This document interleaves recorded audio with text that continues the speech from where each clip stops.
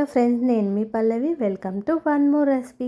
మీరు బ్రేక్ఫాస్ట్లోకి ఏ కర్రీ చేస్తారో కామెంట్ చేయండి. దోశల్లోకి అయితే ఏ చట్నీ ఇష్టంగా తింటారో కూడా కామెంట్ చేయండి.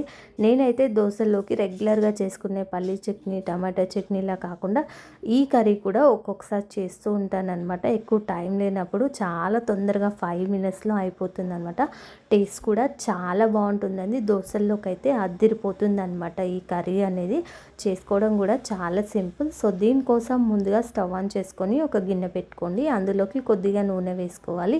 నూనె వేడెక్కిన తర్వాత ఆవాలు, జీలకర్ర, ఎండుమిర్చి, కట్ చేసి పెట్టుకున్న ఉల్లిపాయ ముక్కలు, పచ్చిమిర్చి, కరివేపాకు ఇవన్నీ మంచిగా వేగిన తర్వాత పసుపు, అల్లం వెల్లుల్లి పేస్ట్ కూడా వేసుకొని అవి కూడా వేగిన తర్వాత తగినంత వాటర్ వేసుకోవాలి. ధనియాల పొడి, రుచికి సరిపడా ఉప్పు కూడా వేసుకొని బాగా కలుపుకున్నాక ఈ వాటర్ని బాగా మరిగించుకోవాలి.